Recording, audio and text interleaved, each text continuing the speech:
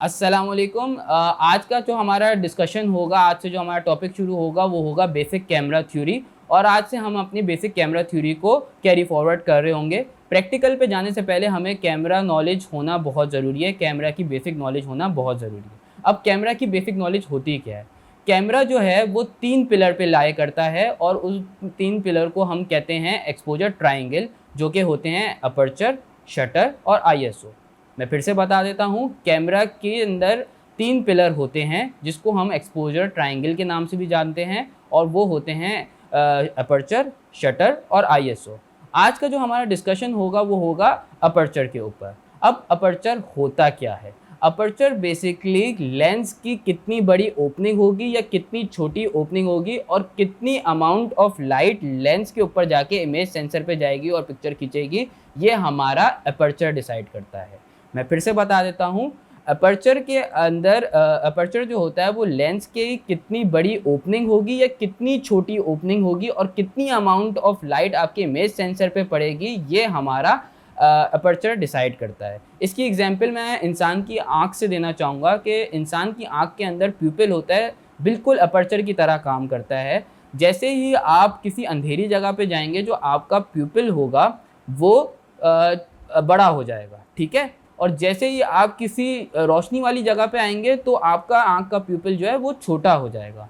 इसको आप इस तरह एम्पिल करके देखिएगा अपने साथ कि जैसे ही आप अपनी फ्लैश लाइट कैमरे की जो है ना, जैसे ही आप अपनी आँख पे मारेंगे ना, प्यूपिल फ़ौरन छोटा हो जाएगा और जैसे ही आप वो फ्लैश लाइट हटाएँगे ना, तो वो प्यूपिल जो है ना आपका फ़ौरन बड़ा हो जाएगा। इसी तरह एपर्चर भी हमारा काम कर रहा होता है। अब एपर्चर कैमरे के अंदर किस नाम से होता है वो मैं बता देता हूँ। एपर्चर कैमरे के अंदर एफ स्टॉप से नाम से जाना जाता है और ये एफ और उसके साथ न्यूमेरिक बेस नंबर के साथ जाना जाता है, ठीक है? अब ये एफ के साथ जो न्यूमेरिक बेस नंबर्स होते हैं, जैसे कि आपने देखा होगा 1.4, 1.8, 2.0, 2.2, फिर F16 या F22, ये एफ के एफ न्यूमेरिक नंबर्स होते हैं। और इससे होता क्या है, ये ज़रा गौर से सुनने वाली बात है। जैसे ही f का नंबर कम होगा, जैसे कि अगर 1.8 है या 2.0 है या 2.2 है, मतलब आपका अपर्चर बहुत ज़्यादा खुला हुआ है और उतनी ही अमाउंट ऑफ लाइट कैमरे के अंदर या लेंस के अंदर जाके कैमरे में जा रही है। और जितना ही अपर्चर ज़्यादा खुला हुआ होगा, मिसाल के तौर पे F16 या F22, मतलब अपर्चर आपकी ओपनिंग उतनी ही कम है और उतनी अमाउंट ऑफ लाइट कैमरे के अंदर कम जा रही है। अब मैं आपको बताता हूँ इसका रोल क्या होता है, कैमरे के अंदर अपर्चर का रोल क्या होता है। अपर्चर बेसिकली डिसाइड करता है कि आपकी पिक्चर में डेप्थ ऑफ फील्ड कितनी है। अब डेप्थ ऑफ फील्ड क्या है? डेप्थ ऑफ फील्ड जो होती है कि कितनी आपकी पिक्चर फोकस्ड रहनी चाहिए और बाकी जो है ब्लर इफेक्ट के नाम से भी जाना जाता है, बोके इफेक्ट आपकी पिक्चर में होना चाहिए। तो जैसे ही आप इसके वैल्यू को कम रखेंगे, जैसे कि अगर 1.4 रखेंगे या F1.8 रखेंगे, मतलब कि आपकी एक स्पेसिफिक पॉइंट के ऊपर वो चीज़ फोकस्ड होगी और बाकी चीज़ ब्लर हो जाएगी। और जैसे ही आप इसकी वैल्यू को आहिस्ता आहिस्ता बढ़ाते जाएंगे ना, तो उसकी सराउंडिंग की एरिया भी आपकी फोकस में आने लग जाएगी। जो आपका फोकस पॉइंट होगा उसके साथ साथ जो भी सराउंडिंग में जगह होगी वो भी चीज़ उसके अंदर फोकस में आनी लग जाएगी और ब्लर इफेक्ट कम होने लग जाएगा। इसकी एग्जांपल भी मैं आपको आँख से देता हूँ कि आप अगर कोई भी चीज़ उठा के अगर आँख के फ़ौरन पास लाएंगे तो वो चीज़ फोकस में आ जाएगी और बाकी चीज़ को आँख जो है ब्लर कर देगी। जैसे ही आप पीछे लेते जाएंगे तो वो भी सराउंडिंग्स की जो चीज़ होगी वो आपकी फोकस में आने लग जाएगी। यही काम आपका अपर्चर की वैल्यूज़ करती हैं। अभी मैं आपको दिखा देता हूँ कि अपर्चर की वैल्यूज़ कहाँ कैमरे में कहाँ होती हैं और मैं आपको ये भी दिखा देता हूँ कि अपर्चर की वैल्यू जिस तरह मैं चेंज करूँगा तो कैमरे के अंदर या लेंस के अंदर वो किस तरह चेंज हो रहा होगा। फिर मैं आपको इसकी पिक्चर की एग्जांपल भी दिखा देता हूँ कि पिक्चर अगर आप कम वैल्यू की अपर्चर के साथ लेंगे तो वो क्या करेगा और अगर ज़्यादा वैल्यू के नंबर के साथ अगर आप पिक्चर लेंगे एफ़ की, तो वो क्या इम्पैक्ट करेगा आपको उस पिक्चर के साथ। एक बात और बता दूं कि आपको अगर अपर्चर वैल्यू या कोई भी वैल्यू जो मैं आपको बता रहा हूँ बेसिक, उसके लिए आपको अपना कैमरे के अंदर मैनुअल मोड पे आना बहुत लाजमी है। मैनुअल मोड पे आएंगे तो ही आपकी ये डिस्प्ले आएगा और आप मैनुअली सारी चीज़ें सेट कर सकेंगे। अब मैंने जैसे आपको बताया था कि कैमरे के अंदर अपर्चर वैल्यू जो है वो एफ़ के नाम से होती है, तो ये देखें आप एफ़ के नाम से ये एफ़ के नाम से आपको दिख रहा होगा। और ये देखें मैं चेंज कर रहा हूँ, ये मैं कम कर रहा हूँ, कम कर रहा हूँ, कम कर रहा हूँ। मेरे जो अभी लेंस लगा हुआ है उसके अंदर जो अपर्चर जा सकता है मिनिमम वो 4.0 तक जा सकता है और भी लेंसेज आते हैं जो कि अपर्चर बिल्कुल उनका बहुत मिनिमम होता है, 1.2 भी होता है, 1.4 भी होता है। लेकिन अभी जो मेरे लेंस लगा हुआ है इसके अंदर वैल्यू जो है वो 4.0 तक जा सकती है और इसको मैं चेंज कर सकता हूँ आराम से। ये देखें।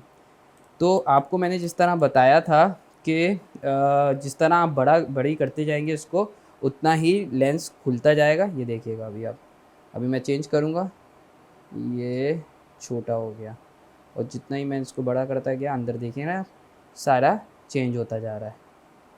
तो ये होता है बेसिकली अपर्चर की ओपनिंग, मतलब अपर्चर का वैल्यू जितनी ही आप कम रखेंगे उतना ही अपर्चर आपका ज़्यादा खुल जाएगा, और जैसे ही आप इसकी वैल्यू को ज़्यादा करते जाएंगे अपर्चर उतना ही कम हो जाएगा। तो अब मैं आपको बताना चाहूँगा इसकी एग्जाम्पल्स के साथ, और मैं इसके अंदर आपको दिखा भी देता हूँ कि क्या क्या चीज़ें होती हैं। जैसे कि मैं जो बात कर रहा था, देखें f1.4 होगा तो अपर्चर जो है ज़्यादा खुला हुआ है, और मतलब आपका वेरी लार्ज अपर्चर है, और मतलब शैलो डेप्थ ऑफ फील्ड है, मतलब shallow come depth of field है, जिसकी वजह से आपकी जो पिक्चर है वो ब्राइटेस्ट होगी, और पीछे की जो जगह होगी ना वो शैलो डेप्थ ऑफ फील्ड की वजह से ब्लर पे होगी।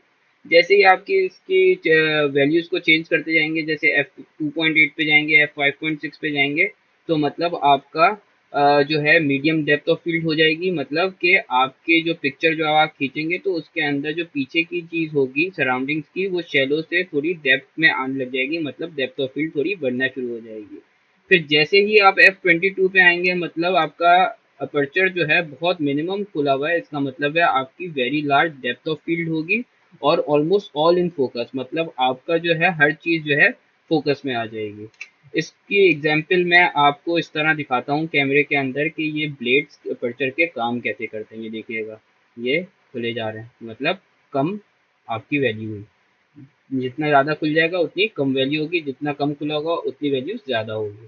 ठीक है। अब मैं आपको इसकी एग्जांपल्स दिखाता हूँ पिक्चर्स से। देखें, अब देखें इसके अंदर जो है अपर्चर बहुत कम वैल्यू है इसकी ना, अपर्चर मतलब बहुत ज़्यादा खुला हुआ है। तो उसने क्या किया कि बाकी की चीज़ को ब्लर कर दिया, जिस चीज़ को आपने फोकस में लेना था वो चीज़ फोकस आ गई, और बाकी की जो चीज़ें थी सराउंडिंग्स की वो ब्लर पे हो गई।